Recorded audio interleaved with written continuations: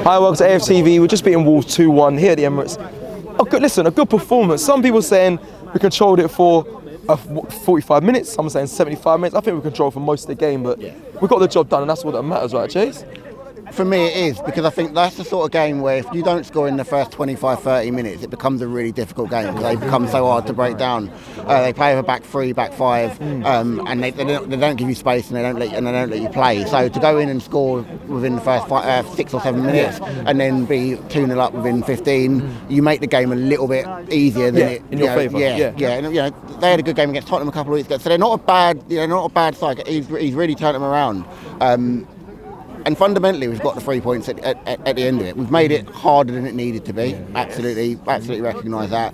In the stadium, it's super nervy. The referee's playing extra time. You think what's going on here? 7 minutes of injury time at the end of the first half. 6 at the end of the second. Tommy, there's a bunch of things where you sit there going, "Oh, these are the sorts of things that could go against us." But fundamentally, when you look at the end of the day, as champions, those are the sorts of games where you've got to go and you've got to grind those out. Did you feel like it's different to last season from what you're seeing so far? Obviously, the fluidity, of course. We don't want to keep banging on about that, but do you feel like there could be a different result towards the end of this season? I think there's an element of maturity that comes with what happened last season. When what happened last season happened, I think the players reflect, I think the coaches reflect, I think the manager reflects, and I think in some respects we're seeing that, because I think we're seeing a little bit more pragmatism in terms of how we're trying to approach it. And so fundamentally that gives us that consistency, because we've been away in Europe, we've seen games in Europe, and gone in Europa League and seen games and gone, we should be hammering these sides, and actually now we're top of the Champions League group, and you wouldn't have expected that or thought it's that. It's weird, isn't it? Yeah, because Europa League feels like we struggled a bit in a lot of those games, but Champions League, it's like a breeze. Yeah, I genuinely think there's been a real period of reflection from the coaches, from the management, from the players, just in terms of where we are, where we haven't been, and I think we're starting to see that. But we talk about the fluidity, and fluidity is starting to come back. And I think for me, when you see goals that are repeated goals, so that Ødegaard goal that to me is a classic Ødegaard goal.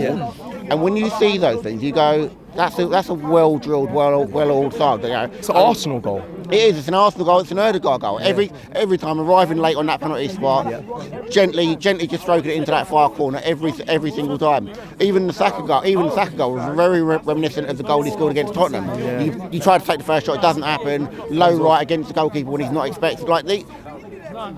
These things are consequences of training. They're consequences of going back and reflecting. They're consequences of repetition. And fundamentally, I think that's what's going to get us over the line. And again, just quickly, this Rice, I spoke about Rice the other day, and everyone was like, "Oh, Rice didn't." Like, if you go in and watch him, and just watch him, just watch him. Anybody that thinks we're overhyping Declan Rice, just go and watch him. Rodri's brilliant. Absolutely get that Rodri's brilliant, but you put Declan Rice in any side in the league, he elevates them. You put Rodri in every side in the league, I'm not sure he does. Big statement. I think he's a very good system player. I think if he was when he was at Atletico, for example, he was benched by Partey, and Simeone knows. If there's one thing that Simeone knows, it's defence. So,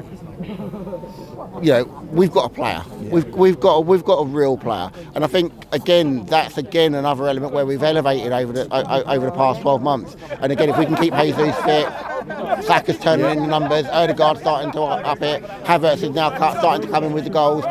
The Tomiyasu injury could be a big concern. We spoke after the Newcastle game about what he gives you opposed to Zinchenko, and Zinchenko, he got let off in was it the Brentford game where I think he got bailed out. He got bailed out a couple of times. He got bailed out again today by Martinelli a couple of times, and then obviously we conceded the goal. So Tomiyasu gives you a bit of stability and doesn't give you necessarily the going forward.